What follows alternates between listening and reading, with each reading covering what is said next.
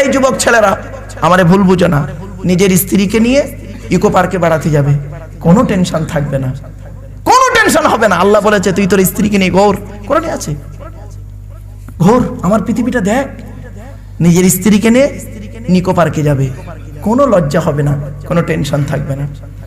আর পরের বউকে নিয়ে যাবে, ঠিক কিরম করবে জানেন? আমার দিকে তাকান,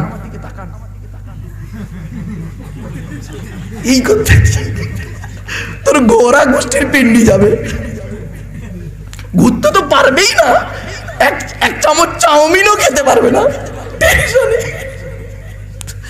বাবা, কথাগুলো অতি বাস্তব কথা, আমার ভুল বোঝে না। চলুন, 1 নাম্বার হলো ওই নারী জাহান্নামী যে নারী, এই ওই বাচ্চাটা জেগে আছে, ও আমার ভাষা বুঝতে পারছে, নরমালের বাচ্চাও সব নয়, সব সিজারের বাচ্চা। চলবো, চলেন। 1 নাম্বার হলো ওই নারী জাহান্নামী যে নারী তার স্বামীর সঙ্গে যখন কথা বলে মেজাজ দিয়ে কথা বলে, শুনে নিন। 2 নাম্বার হলো ওই নারী জাহান্নামী যে নারী স্বামীর দুর্নাম বদনামন্যের কাছে করে বেড়ায়। 3 নাম্বার হলো ওই নারী জাহান্নামী যে নারী স্বামীর অনুপস্থিতিতে নিজের সতীত্বটাকে পরকীয়ায় লিপ্ত হয়। ভাষা বুঝতে পেরেছেন? চলুন। 4 নাম্বার হলো ওই নারী জাহান্নামী যে নারী স্বামীর পরিবারের সঙ্গে খারাপ আচরণ করে। স্বামীর পরিবার কারা? স্বামীর বাপ, স্বামীর মা, স্বামীর ভাই, স্বামীর বোন, এদের সঙ্গে যারা খারাপ, যে নারী খারাপ আচরণ করে, ওই নারী জাহান্নামী। খবরদার মা বোনদের বলে যাচ্ছি, অনেক মেয়ে ছেলে আছে দেখবেন স্বামীকে খুব ভালোবাসে, স্বামীর বাপকে দেখতে পারে না। আফসোসটা কোথায় হয় জানেন? রাগ করবেন না, এখানে যত পুরুষ বসে আছেন বুকে হাত দিয়ে সত্যি কথা বলুন তো দেখি, আপনার শ্বশুর আপনার বাড়িতে এলে, শাশুড়ি আপনার বাড়িতে এলে, শালা শালি এলে, আপনারা কিনা করেন না? সত্যি কথা বলুন, করেন না? কি খাবে? বউ বলে দিচ্ছে এইটা আনো, ওইটা আনো, সমুক আনো, আপনি তার থেকে আরো বেশি আনছেন। তাহলে আপনি আপনার শ্বশুর শাশুড়ি শালা শালিকে, আপনি আপনার স্ত্রীর বাপকে, মাকে, ভাইকে, বোনকে জানা ভক্তি করেন, তার চারানা যদি আপনার স্ত্রী আপনার বাম্মার করত, ভাই বোনকে করত, সংসারটা সুখের হয়ে যেত। ঠিক না বেঠিক? আফসোস এই জায়গাটায়। আমরা বাংলা একটা লোককে কথা বলি, সেই সেকেন্ড ইয়ার স্টুডেন্টদেরকে সেদিনই বলছিলাম, সংসার সুখে হয়। এটাই তো ভুল করেছেন। দেখি, আপনার স্বামী হলো মদখোর আর বউ আল্লাহওয়ালা, সংসার সুখে হয় কি করে দেখি? হবে? হবে না। আবার দেখুন, স্বামী খুব আল্লাহওয়ালা, স্ত্রী পরকীয়ায় লিপ্ত, সংসার সুখে হবে?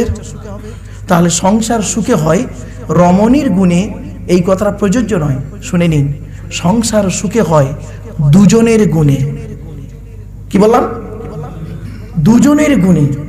সংসার শুধু একজনের উপর হ্যান্ড ওভার হবে না, শুধু আপনি নোংরা হবে না, আপনার স্ত্রী ভালো হবে, কোনোদিন সুখের হবে না। সংসার সুখে হয় দুজনের গুণে।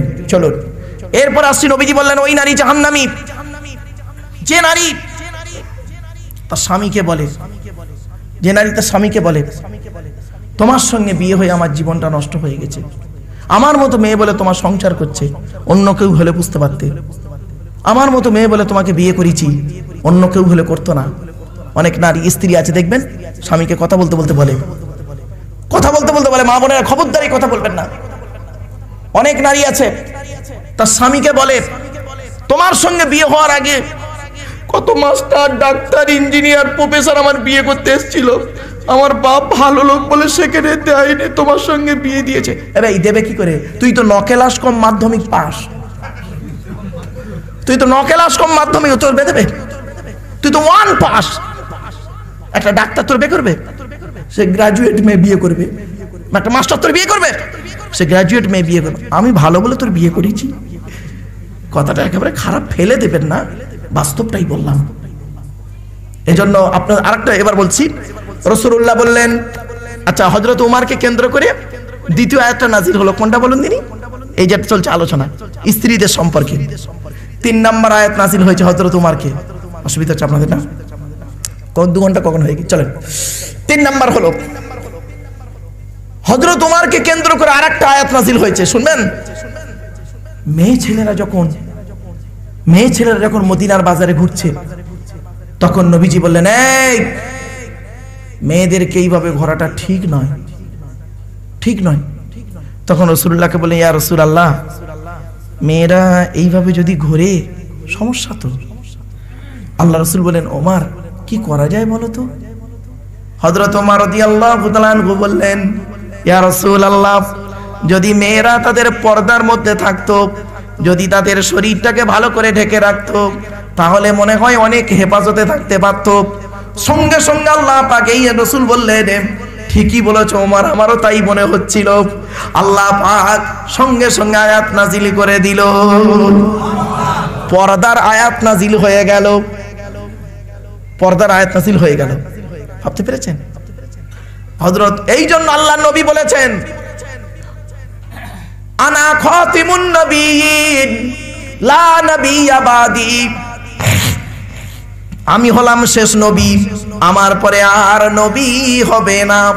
আমার পরে যদি কেউ নবী হতো পৃথিবীতে, আমার পরে যদি কেউ নবী হতো পৃথিবীতে, লাকানা ওমর, ওমর তাহলে আল্লাহ নবী করে পাঠাতেন। আল্লাহ নবী মুহাম্মদ সাল্লাল্লাহু আলাইহি ওয়াসাল্লামের পরে যদি কেউ নবী হতো, আল্লাহ নবী বলেছেন, আমি হলাম শেষ নবী, আমার পরে আর কোনো নবী রাসূল আসবে না। যদি আমার পরে কেউ নবী হতো, তাহলে ওমরই নবী হতো। কি বুঝলেন? সেই আবু বকর আর ওমরের আলোচনা আপনাদের কাছে টুক টুক টুক টুক করে পয়েন্ট পয়েন্ট করে বলছিলাম। মেয়েদেরকে পর্দায় রাখার চেষ্টা করুন। এখন বোরকাটাকে না, বোরকাকে পর্দা বলবেন না, বোরকাটা পর্দা না, এখন ফ্যাশন, ঠিক না বেঠিক? এমনও মেয়ে ছেলে এমন বোরকা পরেছে, তার অঙ্গ প্রত্যঙ্গ সব দেখা যাচ্ছে, দেখা যাচ্ছে কি, মানে এত টাইট ফিট পোশাক পরেছে, হারাম। মা বোনেরা খবরদার, মায়েরা বোনেরা, 5 রকম পোশাক পরা মেয়েদের হারাম। করকম? 5 রকম, শুনে নিন। 1 নাম্বার, মেয়েদের ওই পোশাক পরা হারাম যে পোশাকটা গায়ের সঙ্গে চাপটে থাকে। আপনারা কি বলেন, টাইট ফিট নাকি? এই পোশাক পরা মেয়েদের হারাম। তবে হ্যাঁ, ওই পোশাক পরতে পারো, ওর উপরে চাদর বা কাপড় দিয়ে ঢেকে নিতে হবে। 2 নাম্বার, মেয়েদের ওই পোশাক পরা হারাম যে পোশাকটা বাইরে থেকে ভেতরের অঙ্গ দেখা যায়। অনেক বাপ এখানে বসে আছেন, 13-12 বছরের ছোট্ট মেয়েটাকে, 12 বছরের কন্যাকে আপনি এমন একটা ঈদের সময় সালোয়ার কামিজ কিনে দিয়েছেন, হ্যাঁ, মশারির থেকেও খারাপ। হ্যাঁ, খবরদার নয়। 3 নাম্বার, ওই পোশাক পরা মেয়েদের হারাম যে পোশাকটা বিপরীত ধর্মের মতো। মা বোনেরা খবরদার, তোমার ধর্মের পোশাকটা তুমি পরিধান করো, অন্য ধর্মের পোশাক তুমি পরিধান করো না। 4 নাম্বার, মেয়েদের ওই পোশাক পরা হারাম যে পোশাকটা বিপরীত লিঙ্গের মতো, বিপরীত লিঙ্গের মতো। পুরুষ কোনোদিন মেয়েদের পোশাক পরতে পারবে না, হারাম। আর নারী কোনোদিন পুরুষের পোশাক পরতে পারবে না, হারাম। শুনে নিন, আপনার মেয়েটার বয়স 6 বছর, আপনি জিন্সের প্যান্ট কিনে দিলেন ঈদেতে, জিন্সের প্যান্ট আর গেঞ্জি কিনে পরালেন। ওই মেয়েটা 6 বছর বয়সে যখন জিন্সের প্যান্ট আর গেঞ্জিটার অভ্যস্ত হয়ে যাবে, 16 বছর বয়সে আপনি ওকে সালোয়ার কামিজ পরাতে পারবেন তো? বিবেককে প্রশ্ন করুন, বিবেককে প্রশ্ন করুন। খবরদার নয়, এটা চেষ্টা করবেন। 5 নাম্বার, মেয়েদের ওই পোশাক পরা হারাম যে পোশাকটা বিপরীত লিঙ্গকে আকর্ষণ করে, ওই পোশাক পরা হারাম। এখন মেয়েদের দেখবেন মা বোনেরা অনেক বোরকা পরে। আরে ভাই, বোরকাতে আর পর্দা নেই, কথা খারাপ ভাববেন না। এই ডায়মন্ড টকিজ থেকে, সিনেমার হল থেকে বেরোচ্ছে বোরকা পরে, স্বামী স্ত্রী ঘোড়ার ডিম সিনেমা থেকে বেরিয়েছে, বোরকা পরে সিনেমা দেখছে, বোরকা পরে ইকো পার্ক, নিকো পার্ক, চিড়িয়াখানা, ভিক্টোরিয়া, জাদুঘর, তারামণ্ডল, নদীর পার্কে বসে প্রেম নিবেদন করছে, দীঘা থেকে শুরু করে সব জায়গায় বসে বোরকা পরেই প্রেম চলছে, নোংরা কাজে লিপ্ত। যে বলে, হুজুর আপনি জানলেন কি করে? বাবা বাস্তব বলছি, আমার স্কুলে সেন্টার হয়, মাধ্যমিকের লাস্ট দিন যেদিন সেন্টার শেষ হয় না, তো দুটোই পরীক্ষা শেষ, বাপরে বাপ, ডায়মন্ড হারবার নদীর ধারে গিয়ে দেখি সর্বনাশ, মেলা হচ্ছে। ওকে বোরকা পরে, কে বোরকা ছাড়া। খবরদার নয়, এগুলো থেকে পরিবর্তন করুন।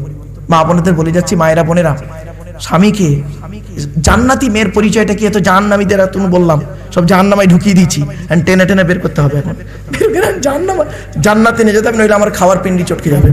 যাই বাবা চলে না। জান্নাতি মেয়ের পরিচয় কি শুনে নিন। ওই নারীকে দেখবেন জান্নাতি। একটা উদাহরণ দিচ্ছি। আচ্ছা বাপেরা, আপনি ঈদের সময় আপনার মায়ের শাড়িটা কিনেছেন 1000 টাকা দামে, শাশুড়ির শাড়িটা কিনেছেন 3000 টাকা দামে। স্ত্রীর কাছে এনে দুটো শাড়ি দিলেন, বললেন এটা মায়ের শাড়ি, আমার মায়ের শাড়ি এটা 1000 টাকা দাম, এটা তোমার মায়ের শাড়ি 3000 টাকা দাম। সত্যিকারের জান্নাতি নারী যে হবে সঙ্গে সঙ্গে বলবে এটা তোমার ঠিক হলো না, ঠিক হলো না। তোমার মায়েরটা 1000 টাকা নিলে, আমার মায়েরটা 3000 টাকা নিলে, তা দুটো মিলে তো 4000 টাকা। তা 4000 টাকায় দুটো শাড়ি নিতে পারলে না 2000 করে? কালারটা আলাদা নিতে। আদর্শবান নারীর পরিচয় এ কথা কেউ বলেনি। আর কি বলে জানেন নারীরা? হ্যাঁ আমার মা না এই রংটা পছন্দ করে। জীবনে জীবনে কি শাড়ি পরে মানুষ হচ্ছে তার কোনো ঠিক নেই।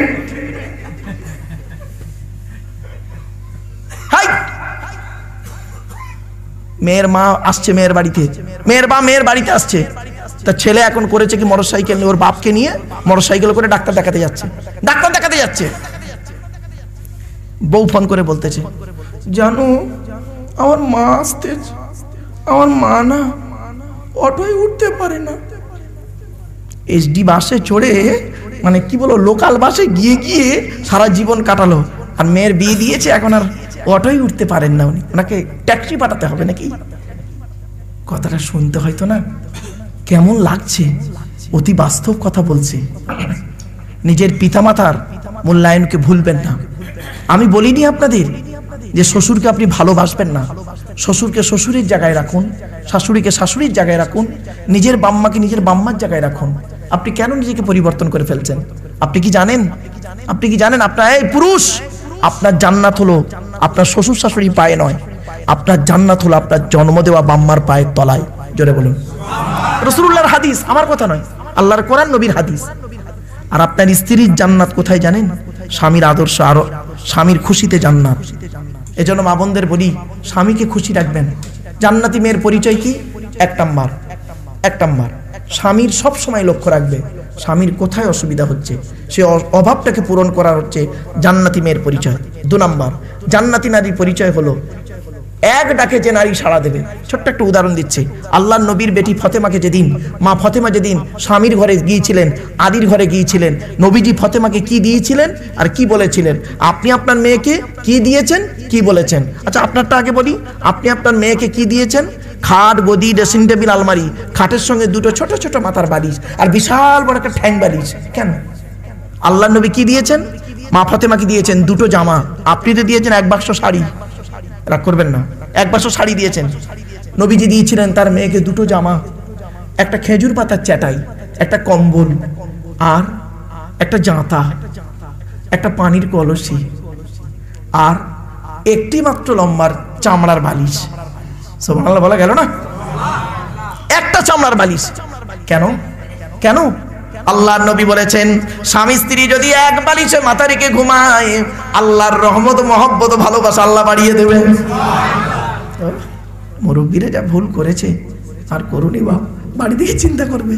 ও আল্লাহ রাসূল বলেছেন, স্বামী স্ত্রী এক বালিশে মাথা রেখে ঘুমালে আল্লাহর রহমত নাযিল হয়। এ তো করেননি কোনোদিন।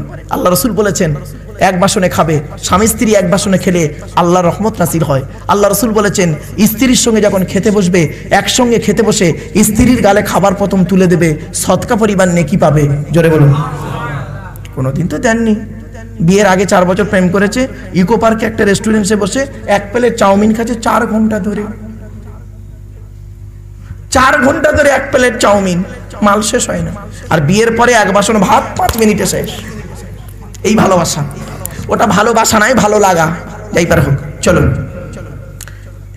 আল্লাহ নবী তার মেয়েকে কি বলেছিলেন শ্বশুর বাড়ি যেদিন গেছিলেন মা ফাতেমা? আর আপনি কি বলেছেন? আপনি আপনার মেয়েকে কি বলেছেন? আপনার মেয়ে আপনার গলা জড়িয়ে কাঁদছে।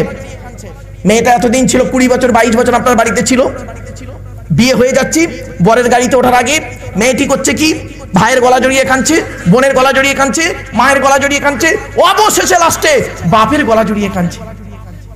বাপ কি বলে সান্ত্বনা দিচ্ছে শুনবেন, রাগ করবেন না। বাপ সান্ত্বনা দিচ্ছে, কাঁদিস নে মা, কাঁদিস নে, কাল সকাল সকাল যাচ্ছি আমরা। তুই সকালবেলা কি করবি রে? তুই তো খেয়ে চলে আসবি। কথাটা শুনতে হয়তো হাসি লাগলো, বাস্তব কথা বললাম। আচ্ছা, আল্লাহর নবী কি বলেছেন দেখি তো, চলো। আল্লাহর নবী বলেছিলেন ফাতেমাকে, ফাতেমা, আলীকে দ্বিতীয়বার ডাকতে যেন না হয়, এক ডাকে সাড়া দেবে। জোরে বলুন। আপনি শিক্ষা দেননি।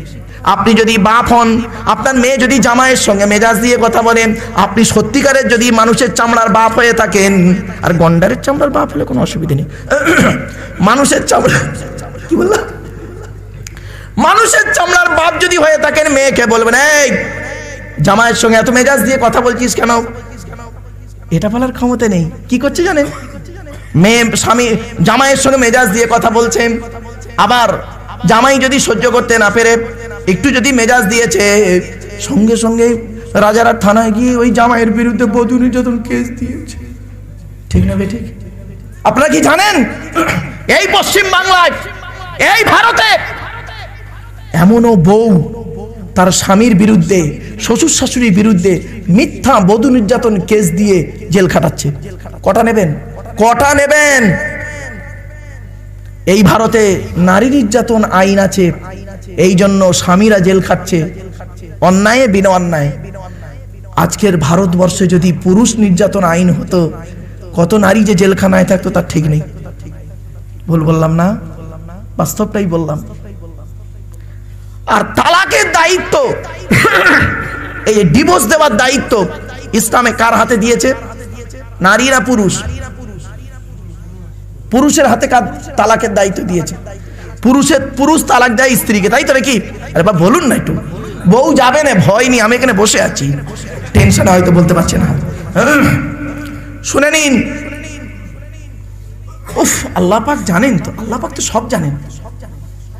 যদি তালাকের দায়িত্ব মেয়েদের হাতে আল্লাহ দিত, দিনে 40 বার করে স্বামীকে তালাক দিত। ঠিক না বেটি? বেশিরভাগ মেয়ের সংসার নষ্ট হয় মেয়ের মায়ের কান ভাঙানিতে। ঠিক না বেটি? যে মেয়ের মা যত বেশি চালাক, ওই মেয়ের কপালে তত তাড়াতাড়ি তলাক। বাস্তবটাই বললাম, খারাপ ভাববেন না। যে মেয়ের মা যত বেশি চালাক, এজন্য মেয়ের মায়েদের বলে যাচ্ছি, মা খুব সাবধান। শুনে নিন, নারীর অভ্যাস কি জানেন? এই পৃথিবীতে নারীর শত্রু দুটো। কটা কটা কটা? দুটো। এক নম্বর শত্রু কি জানেন? সতীন। কি বললাম? সতীন। কেমন শত্রু দেখবেন নারীর? কেমন শত্রু সতীন? স্বামী মরে যায় যাক, সতীন তো বিধবা হলো। বুঝতে পারেন না? ও নিজে যে বিধবা হয়ে গেছে ওর খেয়াল নেই, সতীন বিধবা হয়েছে, খুব খুশি। বুঝতে পারছেন? এই হলো নারীর অবস্থা। আমার মা বোনটা রেখে পারু, রাগ করবেন না মা, চলুন এগিয়ে যাচ্ছি। আর দ্বিতীয় শত্রুর নাম শুনবেন? দ্বিতীয় শত্রুর নাম শুনুন, ননদ। ননদ কাকে বোঝেন তো? স্বামীর বোন, ননদ। এই জন্য আপনাদের বলে যাচ্ছি, গলাশিয়ার বাবাজিদের হাতে ধরে বলে যাচ্ছি, বাবা বোনকে যখন ছোলা, চিনি, জামা কাপড়, টাকা পয়সা দেবেন, স্ত্রীকে না জাইনে দেওয়াটাই উত্তম, বউকে না জাইনে দেওয়াটাই উত্তম। কিন্তু কিছু করার নেই, বউকে তো বলতেই হবে। কেন জানেন? এ বোকা বউ পাগলা বিবির গোলাম বোনকে একটা শাড়ি দিচ্ছে, বউকে জানিয়ে, জানো সোনা এইটা বোনকে দিচ্ছি, ওর কলজে ফেটে যাবে। বাস্তব বলছে, বউকে না জানিয়ে দেওয়াটাই উত্তম। আচ্ছা, কেন আপনারা বউয়ের অনুমতি নেবেন না? বউকে দেখাতে হবে, কত টাকা দাম দিয়েছেন সেটাও বলতে হবে। কেন জানেন?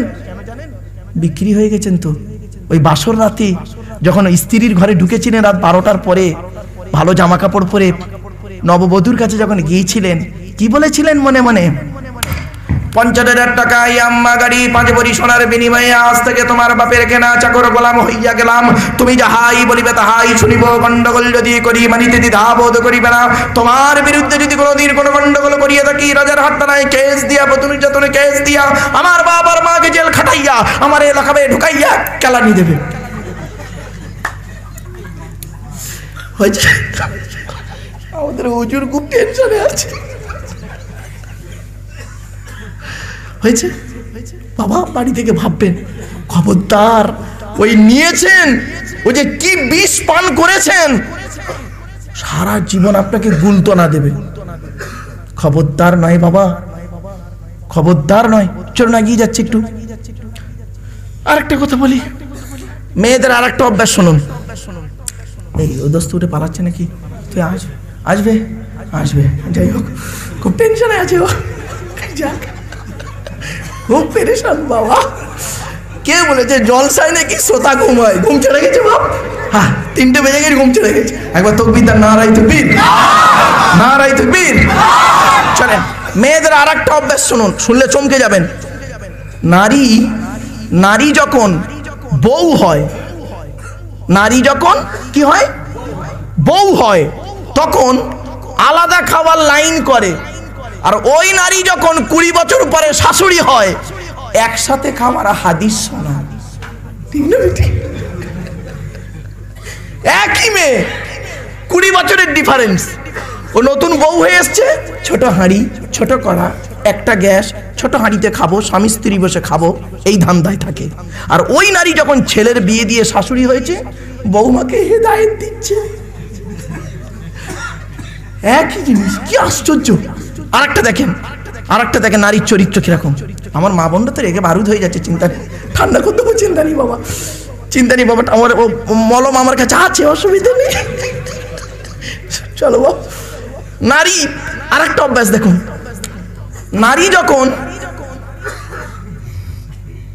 নারী স্বামীর বৈধ সম্পর্ককে, প্লিজ অ্যাটেনশন, নারী স্বামীর বৈধ সম্পর্ককে মেনে নেবে না, অবৈধ ইনকামটা খেয়ে নেয়। কিছু বোঝাতে পারলাম? খুলে বলি। ধরুন আজকের আপনি বাড়ি গেলেন, আপনার স্ত্রী 5 বছর অসুস্থ, ভীষণ শয্যা, আপনাকেই আপনার স্ত্রীর সেবা করতে হয়। আজকের গিয়ে খালি বউকে বলবেন, দেখো তোমারও তো বয়স হয়েছে, আমারও বয়স হচ্ছে, 5 বছর তুমি বিছানায় পড়ে আছো, উঠতে পারছো না। যদি তুমি অনুমতি দাও, আল্লাহ তো বলেছে 4টে বিয়ের কথা, যদি তুমি অনুমতি দাও কালকে একটা বিয়ে করে আনি, ওই বউটা তোমারও সেবা করবে, আমারও সেবা করবে। অমনি বিছানা থেকে উঠে বলো, কে বলেছে আমার শরীর খারাপ, এই তো উঠে দাঁড়িয়েছে। হয়েছে, ওর শরীর ভালো হয়ে গেছে। বাস্তব বাপেরা, বাড়ি থেকে ভাববেন এসব। এবার স্বামীর বই, আচ্ছা বিয়ে করাটা কি অবৈধ? আবার বলেন তো, বিয়ে করা অবৈধ নয় তো? তা বৈধ সম্পর্ক আপনি বলবেন, মেনে নেবে না, কোনো মতেই মেনে নেবে না। আর যদি আপনি হারাম ইনকাম করে এনে দেন, সুদের কারবার করে হারাম ইনকাম, 2 বান্ডিল টাকা দেন না, ওই টাকা নিয়ে সেনকো থেকে মোটা সোনার হার কিনে স্বামীর সামনে পরে ঘুরবে। তাহলে নারী স্বামীর বৈধ সম্পর্ককে মেনে নিল না, অবৈধ ইনকামটা খেয়ে নিল। বাড়ি থেকে ভাববেন, গভীর রাতে হাসির ছলে কথা বলছি, এর মধ্যে কি লজিক আছে? বাড়ি থেকে ভাববেন। বাপেরা, ভালো স্ত্রী আর ভালো মিস্ত্রি, কি বললাম? বলুন কথা বলুন না। ভালো স্ত্রী আর ভালো মিস্ত্রি সম্পর্ক কি শুনবেন? ভালো মিস্ত্রি ঘর বানায়, ভালো স্ত্রী ঘর সাজায়। এজন্য যাদের স্ত্রী আল্লাহওয়ালা, জানবেন তার কপাল খুব ভালো। যার স্ত্রী পরকীয়ায় লিপ্ত, বাবা সারাটা জীবন চোখের পানি ফেলছে, সেই স্বামীগুলো কাউকে বলতে পারে না। বলে কাদের জানেন? কিছু আমানতদার আলেম ওলামাদের কাছে তাদের দুঃখ বেদনার কথাগুলো বলে, ঝরঝর করে কাঁদে। আমার মা বোনদের বলি, মা খবরদার জাহান্নামটাকে কিনে নিও না। আল্লাহর নবীকে জিজ্ঞাসা করা হলো, ইয়া রাসূলুল্লাহ, জাহান্নামী নারীর পরিচয় কি? আল্লাহর নবী বললেন, এক নাম্বার হলো ওই নারী জাহান্নামী যে নারী তার স্বামীর সঙ্গে যখন কথা বলে মেজাজ দিয়ে কথা বলে। 2 নাম্বার ওই নারী জাহান্নামী যে নারী স্বামীর দুর্নাম বদনাম অন্যের কাছে করে বেড়ায়। আল্লাহর নবী বলেছেন স্বামী স্ত্রীর মধ্যে যখন যে নারী যে স্ত্রী স্বামীকে দেখতে পারে না বুঝে নেবে ওই নারীকে শয়তান ঘিরে ফেলেছে। যে নারী তার স্বামীকে পছন্দ করে না দেখতে পারে না তুমি বুঝে নেবে ওই নারীকে শয়তান গ্রাস করে ফেলেছে। শুধু তাই নয়, আল্লাহ নবী বলেছেন কোরআনেও আছে স্বামী স্ত্রী যদি মতবাদ হয় গন্ডগোল হয় খবরদার তৃতীয় কোনো ব্যক্তিকে ঢোকাবে না। আর তৃতীয় কোনো স্বামী স্ত্রীর মাঝখানে যখন তৃতীয় কোনো ব্যক্তি ঢুকবে স্বার্থের জন্য ঢুকবে। কিরকম স্বার্থ? শারীরিক, মানসিক, দৈহিক, আর্থিক, সামাজিক। কতগুলো বললাম? 5টা। বাড়ি থেকে ভাববেন এগুলো। শারীরিক, দৈহিক, মানসিক, আর্থিক, সামাজিক। তৃতীয় লোককে ঢোকান। আপনার বইয়ের মাঝখানে তৃতীয় লোককে ঢোকান। আমি চ্যালেঞ্জ দিলাম এই 5টার যে কোনো একটা হবে। আপনার স্ত্রী যদি সুন্দরী হয়, গ্রামের জাস্ট উদাহরণ বাবা, গ্রামের একটা নেতা যুবক ছেলে ইয়াং ছেলে তাকে আপনি আপনার কথা বলবেন তো আপনার স্ত্রীর মাঝখানে তাকে ঢোকান, সে তখন করবে কি? সুযোগ নেবে। শারীরিক, মানসিক, আর্থিক। উকিলের কাছে যান দুজনে মিলে, স্বামী স্ত্রীর মাঝখানে উকিলকে ঢোকান, আর্থিক যাবে, অর্থ যাবে। ঠিক না ঠিক? এই জন্য রাসূল বলেছেন খবরদার স্বামী স্ত্রীর মাঝখানে তৃতীয় ব্যক্তিকে ঢোকাবে না। শয়তান কখন খুশি হয়, আল্লাহ কখন খুশি হয় শুনে নিন। শয়তান খুশি হয় স্বামী স্ত্রীর মধ্যে বিচ্ছেদ হলে শয়তান খুশি হয়। আর স্বামী স্ত্রী ঝগড়ার পরে যখন মিল মোহব্বত হয়ে যায় আল্লাহ খুশি হয়ে যায়। আপনারাই এখানে বসে সিদ্ধান্ত নিন শয়তানকে খুশি করতে চান, আল্লাহকে খুশি করতে চান। এখানেই বসে সিদ্ধান্ত নিয়ে নিন। নারী জাতি ভুল করতে পারে, আপনি তাকে একটু মানিয়ে নিন। জেদ মানুষকে শেষ করে দেয়। ঠিক না বেঠিক? মনে রাখবেন প্রয়োজন আর প্রিয়জন। কি বললাম বাবা? প্রয়োজন আর প্রিয়জন দুটো কিন্তু এক নয়। বাড়ি থেকে ভাববেন প্রয়োজন আর প্রিয়জন। স্ত্রী হলো প্রয়োজন প্রিয়জন দুটোই। আকাশের নিচে জমিনের উপরে পৃথিবীর সবথেকে সেরা নার্সের নাম জানেন? সেরা নার্স। আচ্ছা নার্সিং হোমে যারা কাজ করে যে মেয়ে সেবিকা ওদেরকে আপনারা কি বলেন? নার্স বলেন। হসপিটালে যারা থাকে নার্স বলেন তো। তা পৃথিবীর শ্রেষ্ঠ নার্সের নাম জানেন? স্ত্রী। আপনার স্ত্রী আপনার সেরা নার্স। হসপিটালের নার্স আপনাকে কি সেবা দেবে? টাকা নেবে, সেবা দেবে। কিন্তু আপনার স্ত্রী টাকা নেবে না, সমস্ত রকমের সেবা আপনাকে দিতে পারবে। অতএব স্ত্রীকে মূল্যায়ন করুন। ছোট্ট একটা উদাহরণ দিচ্ছি, রাগ করবেন না। নিজের স্ত্রী আর পরের স্ত্রী পার্থক্য কি জানেন? নিম পাতা আর রসগোল্লা। নিজের স্ত্রী হলো নিম পাতা, যত খাবে সুগারটা কমবে, আর যদি সুগার না থাকে ভেতরের পয়জন ময়লাগুলো মরে যাবে। আর পরের স্ত্রী হলো রসগোল্লা, যত খাবে যত তাকাবে সুগার চচ্চর করে বাড়বে। বাস। আর মা ফাতেমা যতদিন বেঁচে ছিলেন হযরত আলীর এক ডাকে সাড়া দিতেন, এক ডাকে সাড়া দিতেন।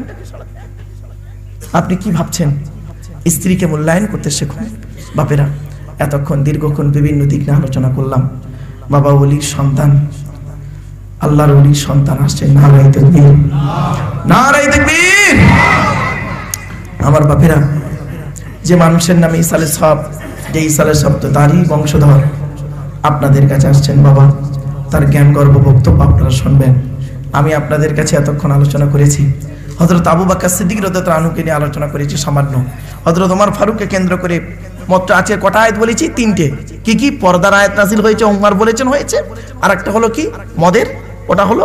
আর একটা হলো এই আম্মাজান হাফসা সম্পর্কে, স্বামী স্ত্রীর সম্পর্ক সম্পর্কে। আরো অনেক আয়াত হযরত উমরকে কেন্দ্র করে আল্লাহ পাক নাযিল করেছেন। আমার বাপেরা, এতক্ষণ আলোচনা করলাম, ভাষাগত দিক থেকে ত্রুটি হলে ক্ষমা করবেন। তাকবীর, নারায়ে তাকবীর, নারায়ে তাকবীর।